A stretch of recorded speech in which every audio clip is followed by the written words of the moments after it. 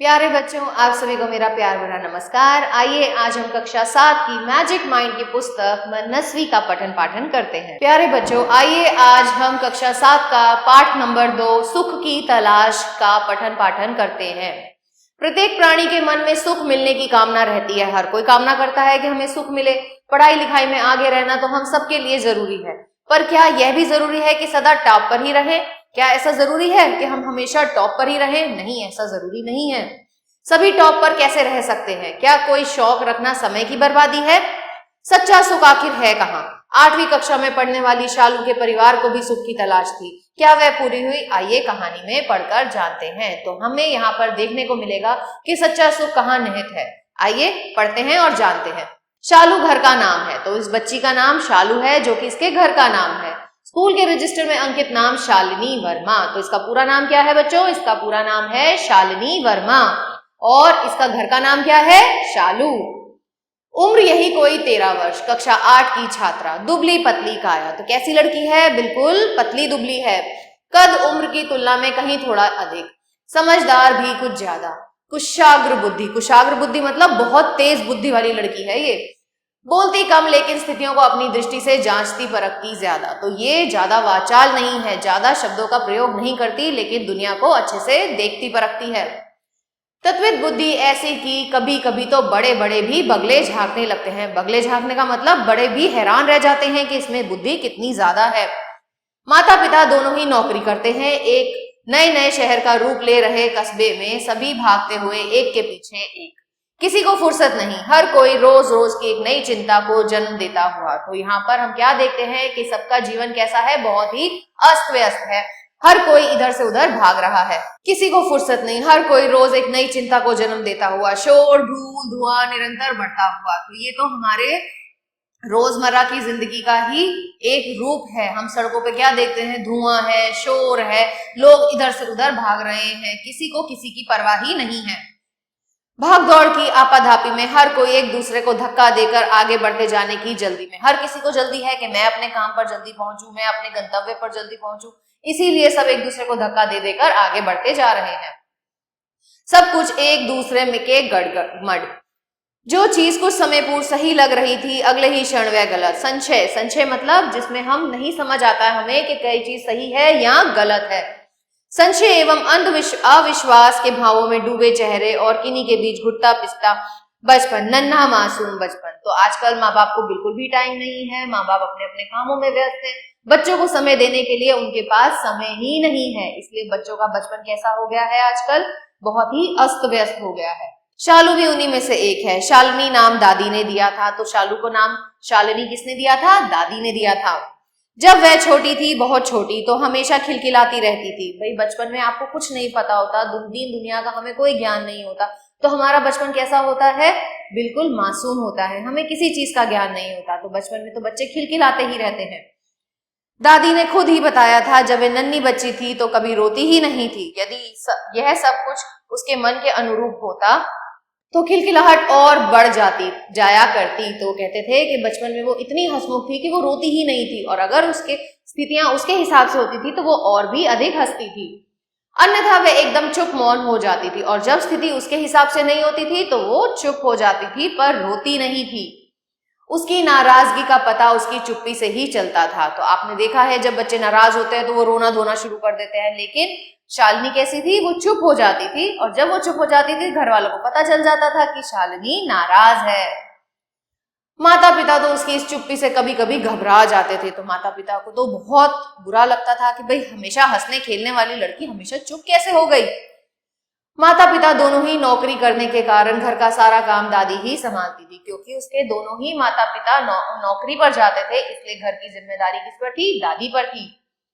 काफी उम्र हो जाने के बावजूद वे काफी चुस्त दुरुस्त थी। क्योंकि पुराने जमाने में लोग कैसे होते थे? अच्छा खाते थे, अच्छा पीते थे, कसरत करते थे, तो उनकी वो चुस्त दुरुस्त रहते थे। सुबह उठकर नहाने के बाद ठाकुर जी की पूजा करना। ठाकुर जी कौन है? श्री कृष्ण भगवान। उनके जीवन का अनिवार्य अंग था। तो जैसे बड़े लोग होते हैं सुबह सुबह ही नहा लेते हैं, पूजा पाठ करते हैं, तो ये उनके जीवन का एक अभिन्न अंग था। उनका मानना था आस्था एवं विश्वास की जमीन पर ही खड़ा होती है हमारा जीवन। तो वो कहती थी कि जो हम भगवान की जो पूजा करते हैं और भगवान पे जो हमारा विश्वास है वही जीवन का आधार है। इसी से हमें जीने की ऊर्जा प्राप्त होती है। तो यही हमारे जीवन में शक्ति को लाता है, हमारे जीवन को एक स्फूर्ति प्रदान करता है। ऑफिस के लिए माता पिता को तैयार होते होते दादी की रसोई तैयार हो जाती और वे हल्का सा नाश्ता कर अपना अपना टिफिन संभाल ऑफिस चले जाते। तो ये हमने देखा है मध्यम वर्गीय परिवार में रोज होता है कि दादी जी जब तक टिफिन बनाती थी मम्मी पापा तैयार हो जाते थे, अपना अपना टिफिन लेते थे और चले जाते थे। शालिनी हमेशा दादी के पास ही चक्कर काटती रहती। शालू को स्कूल पहुंचने एवं वापस लाने का काम दादी का ही था। वे सोती भी दादी के साथ थी। तो यहाँ हम क्या देख रहे हैं कि शालिनी दादी के बहुत ज्यादा पास थी, दादी से ज्यादा उसका स्नेह था। दादी यह सब कुछ खुशी खुशी कर रही थी, उन्होंने इसे कभी बोझ नहीं माना। उन्हें यह सब करने में सुख का अनुभव होता है। बच्चों, जब हम काम करते रहते हैं तो हमारा जीवन जो है वो एक नई दिशा में चलता रहता है। जहां हम बैठ गए, जहां हमने कोई काम नहीं करते, वहां हमारा जीवन जो है कैसा होता है, रुक जाता है। तो दादी अपना जीवन बहुत अच्छे से जी रही थी, सब कुछ ठीक ठाक चल रहा था कि एक दिन दादी भगवान के घर चली गई। तो फिर क्या हुआ कि दादी का स्वर्गवास हो गया। उसे यह बताया गया कि अब वे कभी वापस नहीं आएंगी। तो शालू को सबसे ज्यादा धक्का लगा और उसको ये पता चला कि दादी अब कभी वापस नहीं आ सकती। तब वह काफी छोटी थी, ना समझने की उम्र में, और दादी को याद कर वह खूब रोई थी। यही से एक तनाव भरा सन्नाटा भी धीरे धीरे घर में पसरने लग गया था। तो अब क्या बात हो गई थी भाई, जब तक दादी थी घर का सब काम सुचारू रूप से चल रहा था, लेकिन अब दादी की हो गई है मृत्यु। तो शालिनी को कौन संभाले, घर के सारे काम कौन करे, माँ बाप तो नौकरी पेशा थे। तो एक तनावपूर्ण सन्नाटा घर में पसरने लग गया था। माँ अब तनावग्रस्त रहने लगी थी। अब माँ तनावग्रस्त क्यों थी? क्योंकि सारी जिम्मेदारियां उन पर आ गई थी। शालिनी की जिम्मेदारी, घर की जिम्मेदारी और बाहर नौकरी करने की जिम्मेदारी। सुबह उठकर सब कुछ करते करते माँ को अक्सर ही ऑफिस के लिए देर हो जाया करती। तो पहले तो दादी सब काम करके रखती थी, इसलिए माँ आराम से पहुंच जाती थी ऑफिस, लेकिन अब सब काम खुद करने पड़ रहे थे तो वो ऑफिस जाने में देर हो जाती थी। कभी कभी पिता भी कैंटीन में कुछ खा लूंगा कहकर ऑफिस चले जाते। पिता कभी अधिक सहनशील थे। तो पिताजी जो थे वो बहुत ही सहनशील व्यक्ति थे, उनके अंदर सहनशीलता थी। तो कभी कभी जब खाना नहीं बना होता तो वो कहते थे मैं ऑफिस में जाकर कैंटीन में खा लूंगा। विपरीत से विपरीत परिस्थितियों में भी अपना संतुलन बनाए रखते। लेकिन माँ घर एवं ऑफिस में सामंजस्य न बिठा पाने के कारण निरंतर चिड़चिड़ी होती जा रही थी। तो लेकिन माँ क्या थी, माँ दोनों ही कामों में बैलेंस, सामंजस्य का मतलब बच्चों क्या होता है, बैलेंस नहीं बिठा पा रही थी, इसलिए वे चिड़चिड़ी होती जा रही थी। यद्यपि पिता ऑफिस से आकर घर के कामों में माँ के हर संभव सहयोग देने का प्रयास करते, शालू को भी कभी काफी कुछ कहने लग गई थी, लेकिन पिता अक्सर ही मना कर देते, बेटे रहने दो, तुम अपना होमवर्क पूरा कर लो या फिर कोई अच्छी सी पेंटिंग ही बना लो। तो पिताजी नहीं चाहते थे कि शालू घर का काम करे, तो वो उसको जाके प्रेरणा देते थे कि जाओ बेटा जाके अपना होमवर्क करो या फिर कोई पेंटिंग बना लो। शालू बहुत अच्छी पेंटिंग्स बनाती थी, कई बार उसे स्कूल से पुरस्कृत किया जा चुका था। एक बार उसे राष्ट्रीय स्तर पर प्रथम पुरस्कार भी प्राप्त हुआ था। तो वो बहुत अच्छी पेंटर थी। कल्पना एवं रंगों का ऐसा सुंदर सामंजस्य था उसकी पेंटिंग में कि लोग वह कह उठते। इसमें उसे स्वयं ही बड़ा सुख मिलता। हाथ में तुलिका मतलब ब्रश उठाते ही वह सब कुछ भूलकर कल्पना की एक अलौकिक दुनिया, एक नई दुनिया जो कि उसके स्वप्नों की दुनिया थी, उसमें वो खो जाती थी। भाग दौड़ एवं आपाधापी की यह दुनिया उसे बेमानी लगने लगती। तो उसे अपनी पेंटिंग की दुनिया ही अलौकिक लगती थी। उसे अच्छा लगता था कि मैं उसी दुनिया में रहूं। लोग सुख की तलाश में कहां कहां भटक रहे हैं, लेकिन सुख है कि उनके मन के भीतर दुबका बैठा है। तो लोग दुनिया में हर चीज में, हर भोग विलास की वस्तुओं में सुख को ढूंढते हैं बच्चों, लेकिन सुख कहाँ है? असल सुख हमारे मन के अंदर ही है। अगर हम सोचे तो हर चीज में सुख है, और अगर हम सोचे तो हर चीज में ही दुख है। लोग सुख की तलाश में भटक रहे हैं, लेकिन सुख है कि उनके मन के भीतर दुबका बैठा है। कोई उसे देखना ही नहीं चाहता। लोग उसे बाहरी दुनिया में ढूंढ रहे हैं। हम सुख को कहाँ ढूंढते हैं? बाहर की दुनिया में। आज फिर उसने तुलिका उठा ली। सुदूर पूर्व में पहाड़ियों के पीछे से निकलते सूरज को वह जीवांत करने लगी। तो वो एक अच्छी सी सीनरी बना रही थी। अचानक माँ की झलझलाहट से उसकी तंद्रा टूटी। तंद्रा टूटी मतलब उसका जो कंसंट्रेशन था वो टूट गया। आखिर मैं अकेले ही क्या क्या करती फिरूं। तो माँ वहां पे माँ का चिड़चिड़ापन देखने को मिल रहा है। घर में भी पिसना है और ऑफिस में भी। एक पल भी फुर्सत नहीं। तो माँ बहुत ज्यादा झुंझला रही थी। तभी पिता रसोई में आ पहुंचे। क्यों जी, क्या हुआ? सचमुच में तुम्हें इधर बिल्कुल भी आराम नहीं मिल पा रहा है? ऐसा करते हैं, कहीं से एक नौकरानी ढूंढ रख लेते हैं। पिताजी हमेशा तनाव को कम करने की कोशिश करते हैं, तो वो उनको बोलते हैं, माता को बोलते हैं कि तुम ज्यादा परेशान मत हो, हम एक नौकरानी रख लेते हैं। क्यों? नौकरानी की क्या जरूरत है? आखिर पैसा आएगा कहाँ से? तो माँ कहती है कि हमें नौकरानी क्या जरूरत है, हम पैसा कहाँ से लाएंगे उसको देने के लिए? अभी मकान के ऋण मतलब मकान पे जो उन्होंने लोन लिया है उसकी सारी की सारी किस्तें पड़ी हैं। पिछले महीने फ्रिज की भी तो किस्तों में लिए थे, उसे भी चुकाना है। तो उन्होंने फ्रिज भी घर में किस्तों पे लिया हुआ है और जिसकी किस्तें अभी बाकी हैं। अभी ऐसे ही चलने देते हैं, फिर देखेंगे। माँ का स्वर धीरे धीरे किंचित नरम हो आया था। तो माँ का गुस्सा जो है शांत हो गया था, क्योंकि उसे पता है कि वो धन व्यय नहीं कर सकते, वो धन को बर्बाद नहीं कर सकते, वो नौकरानी नहीं रख सकते। लेकिन फिर वह थोड़ा उग्र होकर बड़बड़ाने लगी। ये शालू भी ना जाने कहाँ चली जाती है, थोड़े काम में हाथ बटा देती।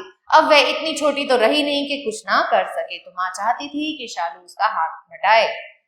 तब तक शालिनी भी तुलिका को छोड़कर माँ के पास आ गई। क्यों, तुम क्या कर रही थी? माँ का स्वर थोड़ा तेज था। तो माँ को गुस्सा आ रहा था। उसने पूछा कि तुम क्या कर रही थी? पेंटिंग कर रही थी माँ, शालू ने उतनी ही नरमी से कहा। तो शालू ने बहुत ही नरमी से जवाब दिया कि माँ मैं पेंटिंग कर रही थी। पेंटिंग पेंटिंग पेंटिंग, कितनी बार कहा है कि तुम अपना समय पेंटिंग में मत बर्बाद किया करो, लेकिन तुम हो कि मानती ही नहीं। तो यहाँ पे माँ की झुंझलाहट देखने को मिलती है, वो उसको रोकना चाहती है कि वो पेंटिंग ना करे। अच्छा होता कि यह समय पढ़ने में लगाती तो कुछ और भी अच्छे नंबर आते। तो वो चाहती हैं कि वो उस समय को व्यर्थ ना करके, पेंटिंग ना करके पढ़ने में लगाती।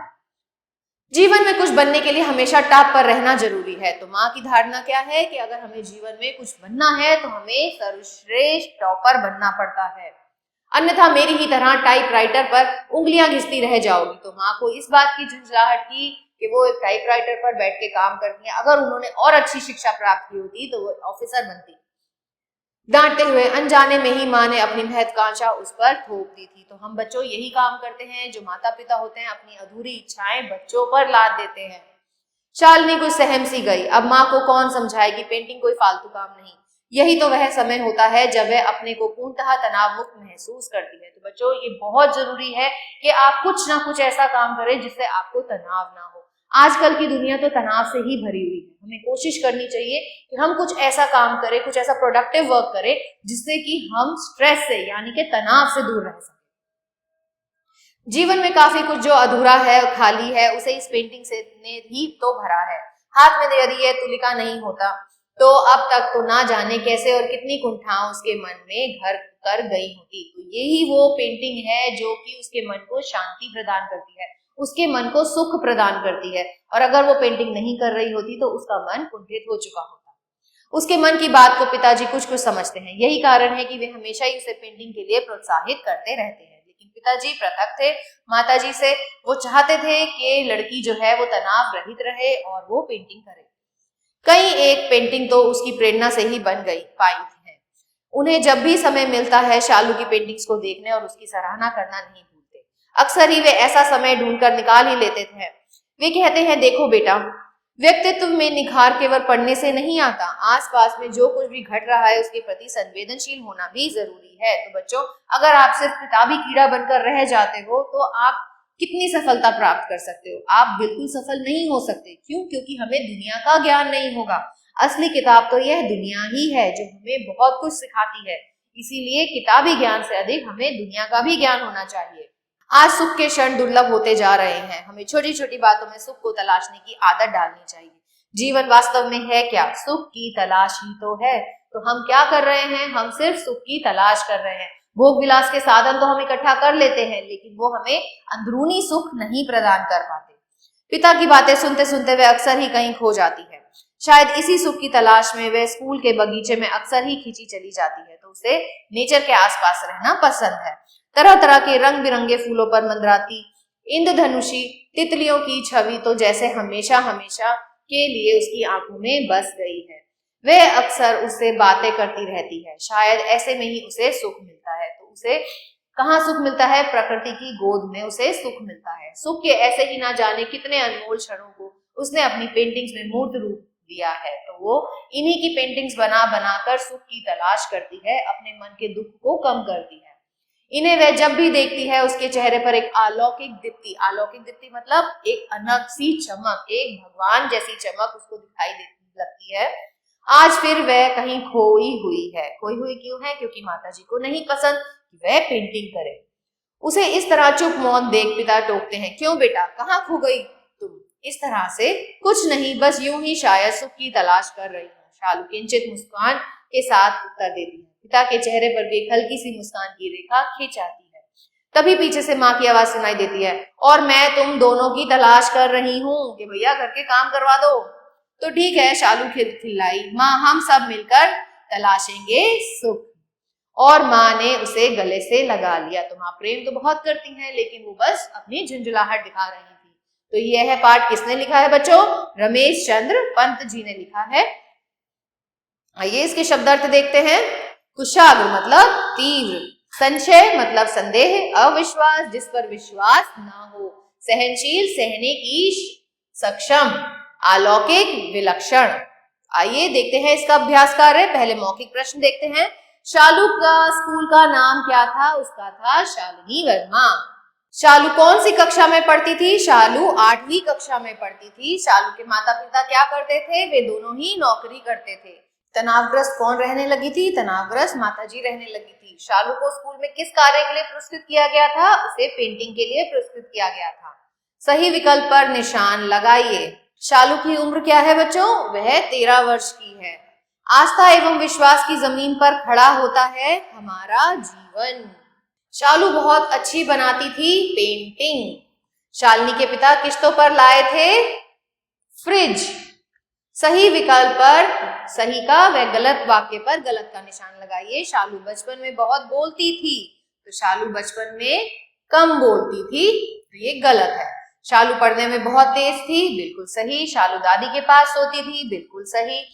दादी के मरने के बाद शालू की माँ खुश रहने लगी, नहीं, उसकी मम्मी बहुत दुखी रहने लगी थी। घर का सारा काम पिताजी करते थे, मम्मी ऑफिस जाती थी, नहीं, ये भी गलत है। जब वह छोटी थी, बहुत छोटी, तो हमेशा खिलखिलाती रहती थी, तो आप यहाँ पे लिखेंगे खिलखिलाती। माँ घर तथा ऑफिस में सामंजस्य, ना बिठा पाने के कारण निरंतर चिड़चिड़ी होती जा रही थी।